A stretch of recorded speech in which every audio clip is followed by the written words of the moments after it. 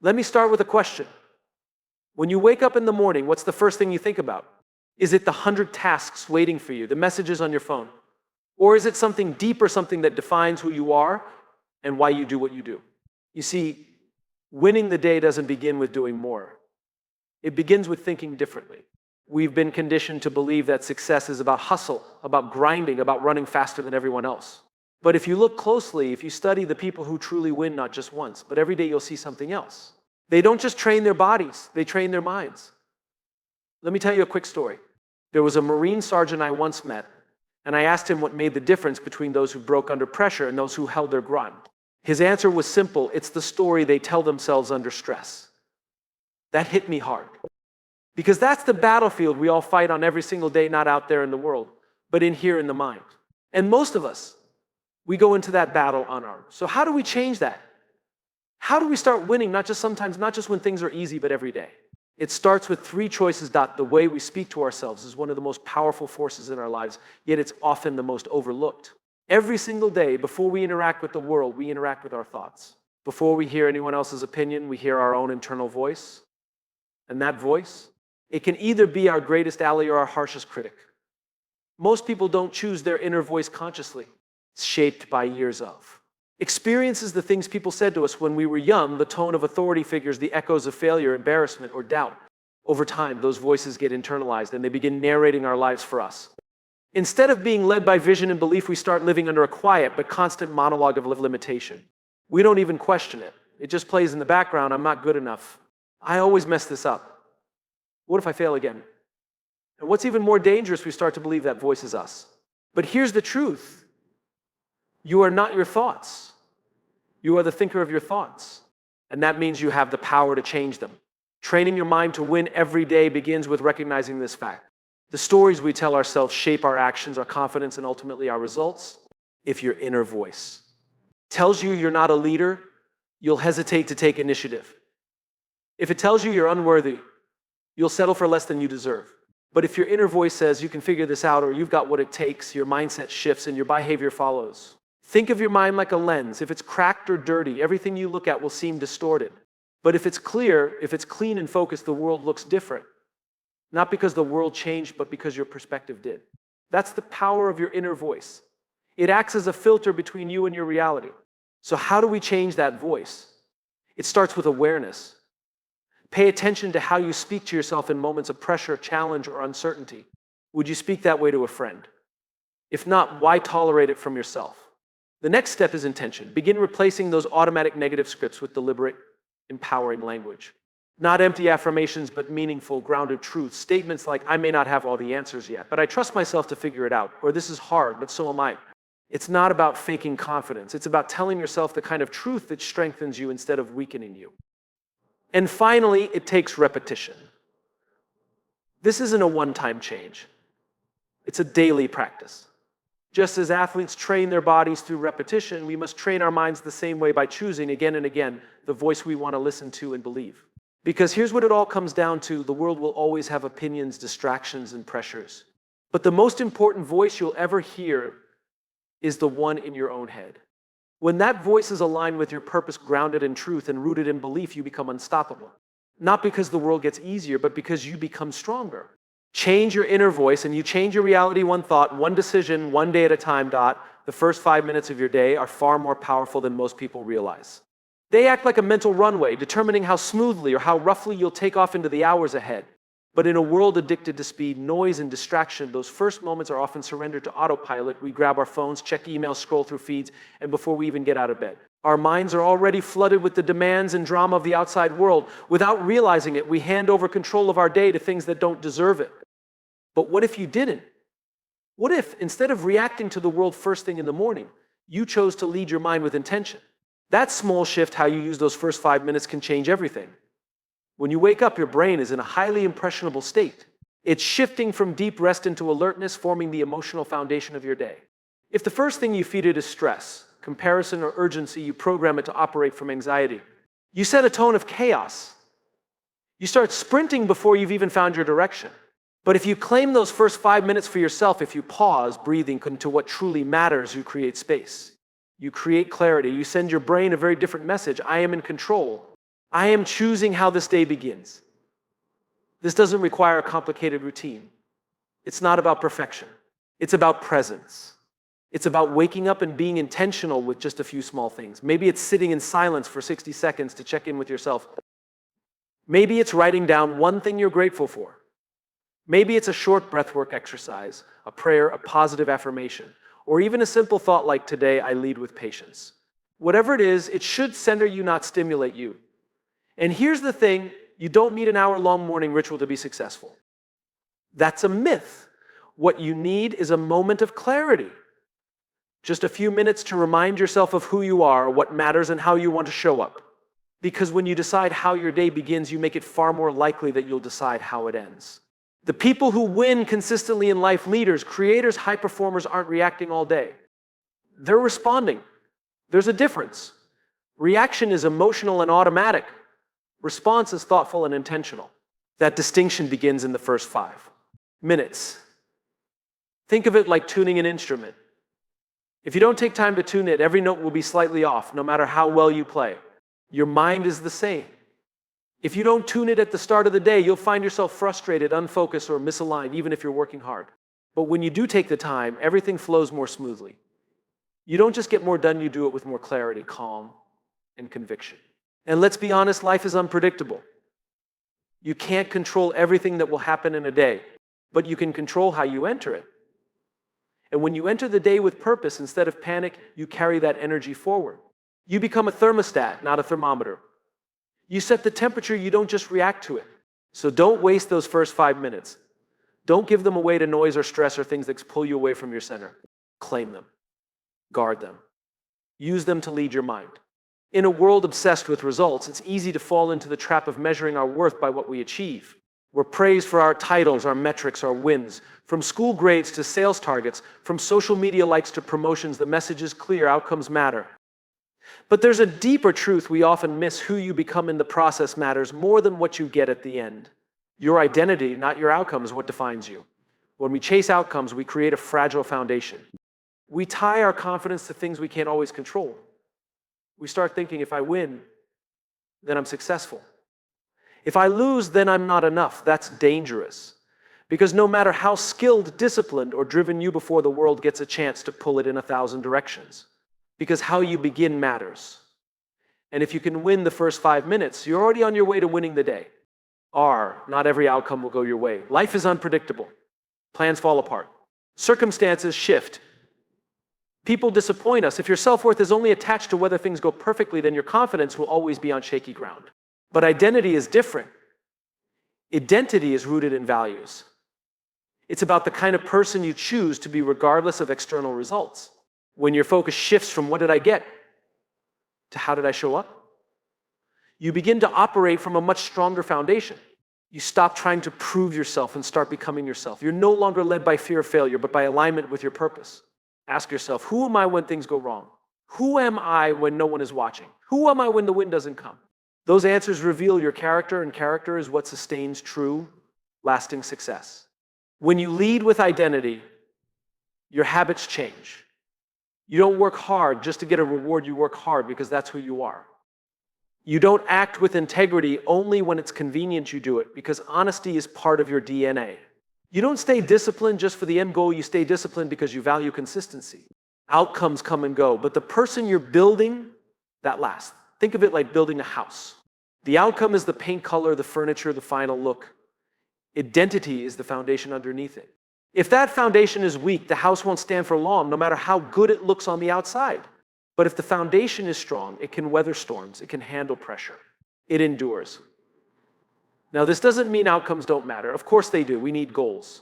We need milestones. But those things should serve your identity, not replace it. Winning a race is great, but becoming the kind of person who trains with commitment, who handles adversity with grace, and who uplifts others along the way. That's greater. That's growth. And growth is the real win. The irony is when you focus more on identity than outcome, the outcomes tend to improve anyway. Why? Because you're not driven by desperation or fear. You're driven by purpose. And purpose is far more sustainable than pressure. So when the world says, what did you achieve today? Ask yourself a better question. Who did I become today? Did I show up with courage? Did I stay true to what I believe? Did I lead with integrity? Those answers shape your future far more than any scoreboard ever could. Because when you know who you are, no outcome can define you. And when your identity is aligned, you don't just win temporarily, you build a life of substance, strength, and authenticity. That's what real success looks like. Not most people understand the importance of physical training. If you want to get stronger, you lift weights regularly. If you want endurance, you run often. No one expects to show up at the gym once a month and be in top shape. Yet when it comes to the mind, we tend to treat it differently.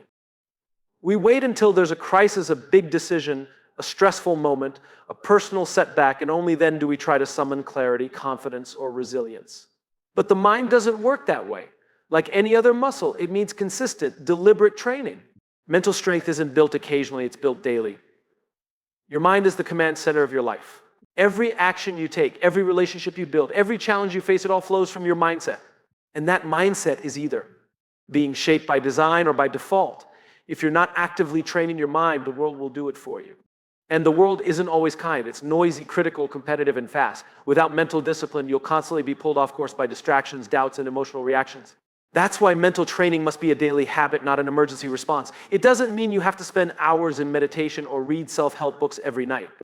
Daily mental training can be simple, even subtle. It starts with awareness, catching your thoughts in real time. Are they focused or scattered, constructive or critical? Are you reacting emotionally or responding thoughtfully? Just that level of awareness, practiced daily, builds self-control and insight. Then comes intention. Every day you get the chance to choose how you show up. That choice becomes your practice. Do you approach your work with focus, even when you're tired? Do you speak with patience, even when others are short-tempered?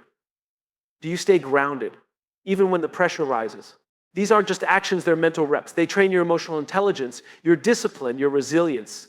And just like physical training, the benefits of mental training aren't always instant. Some days you'll feel strong, others you'll feel weak. But the point is to keep showing up. Because every time you do, you build something: strength, stability, self-trust. Over time, these habits compound. They give you the ability to stay calm in chaos, to stay focused in distraction, to stay optimistic in uncertainty. One of the biggest lies we tell ourselves is that we'll rise to the occasion when it matters most. The truth is we fall to the level of our training. If you haven't trained your mind to stay composed under pressure, you won't suddenly become composed when pressure hits. You'll panic, you'll freeze, or you'll fall into old patterns. But if you've been practicing, if you've trained yourself daily to think clearly, stay centered, and act with intention, then when the moment comes, you're ready. Not because you're perfect, but because you're prepared. Mental training is also what protects you from burnout. It teaches you to slow down, to reset, to listen to your thoughts instead of running from them.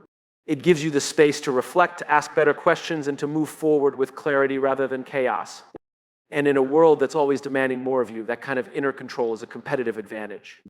So don't wait for the storm to train your mind. Don't wait for the big moment, the big test, the big challenge. Train now, train today. Even if it's just for 5 minutes of focused breathing or a few seconds of redirecting a negative thought, it matters. Because the mind you build today is the strength you carry into tomorrow. And if you want to win consistently, you don't just train when it's convenient. You train because your future depends on it. Leadership is often misunderstood. We tend to associate it with titles, authority, or the ability to influence others. But true leadership doesn't start on a stage in a boardroom or in front of a team. It starts in the mirror. Before you can effectively lead anyone else, you must first lead yourself. And self-leadership is not a one-time decision, it's a daily discipline. At its core, self-leadership means taking full responsibility for your actions, emotions, and mindset. It's not about being in control of everything around you, it's about being in control of yourself in the midst of everything around you. When things get difficult, when pressure rises, when uncertainty sets in, people don't follow those who have all the answers. They follow those who remain centered, clear, and composed. That stability comes from self-leadership. Think about it. How can you expect to guide others through challenges if you can't navigate your own thoughts in those moments? How can you ask someone to be disciplined if you're not holding yourself to the same standard? You can't give what you don't have. Influence doesn't come from instruction, it comes from example. And your example is most powerful when it's lived, not just spoken. Self-leadership begins with self-awareness. You have to know your strengths, your weaknesses, your triggers, and your values. Most people avoid this kind of introspection because it's uncomfortable. It reveals blind spots. But growth doesn't happen in comfort zones. Leaders who know themselves are better equipped to make decisions, manage stress, and stay true to their principles even when it's hard. Then comes self-discipline.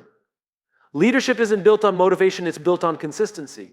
Do you follow through on your commitments even when no one's watching? Do you keep promises to yourself? Or do you constantly break them and hope no one notices? Trust is the foundation of leadership. And that includes the trust you build with yourself. If you can't rely on yourself to show up, why should anyone else? Another key element of self-leadership is emotional regulation. This doesn't mean you ignore your emotions. It means you don't let them drive your decisions. You feel them, you understand them, but you respond with intention. When you lead yourself well emotionally, you create a steady presence that others can rely on, especially in uncertain times. Self-leadership also requires clarity of purpose. You need to know why you're doing what you're doing. Without purpose, it's easy to get distracted, to chase things that look impressive but lack meaning. With purpose, you lead with direction, and that direction becomes contagious. This is especially important when things go wrong, and they will. Leadership is tested in adversity, and in those moments, people don't look for perfection. They look for integrity.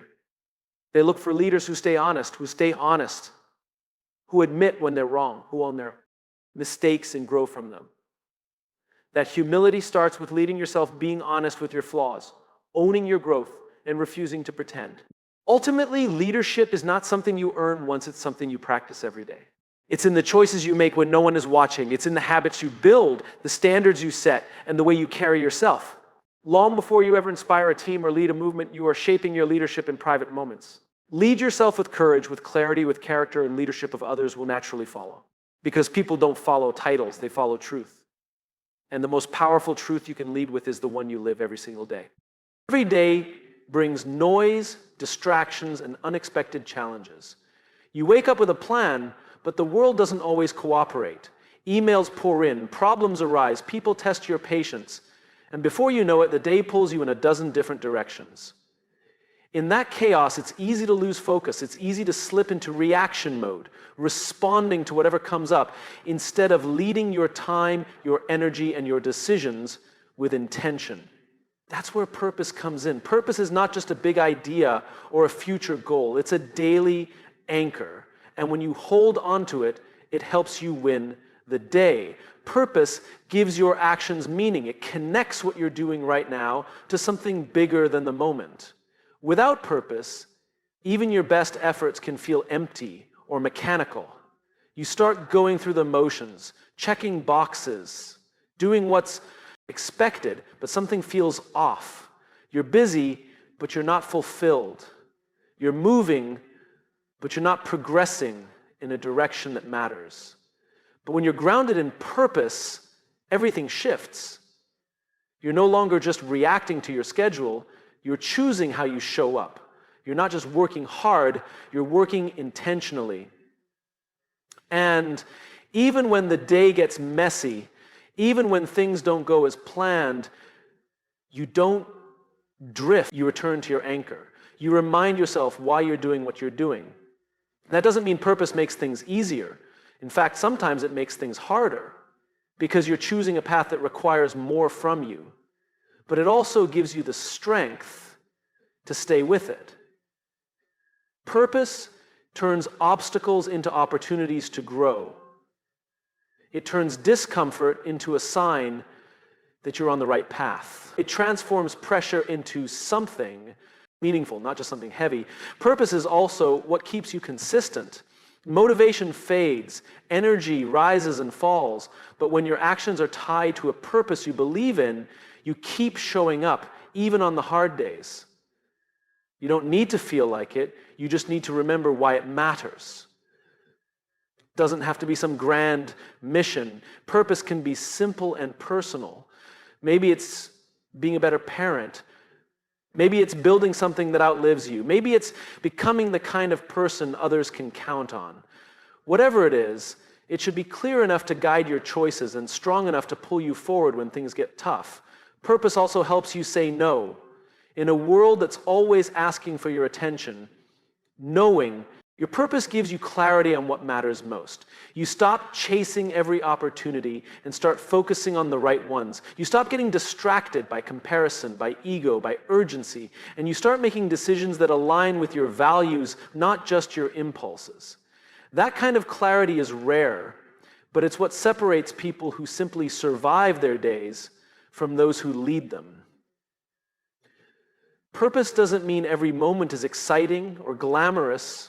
It just means every moment matters. Even the mundane tasks become part of something meaningful. Even setbacks become fuel for growth. So ask yourself each morning, not just what you need to do, but why you're doing it. Let that question ground you. Let it shape your mindset. Let it guide how you speak, how you work, how you lead. Because when you live from purpose, you don't just win one moment. You build a pattern of days that add up to something powerful. And over time, those purpose-driven days become a purpose-driven life. Not perfect, not easy, but full, clear, and deeply worth it. That's how you win the day. Not by doing more, but by anchoring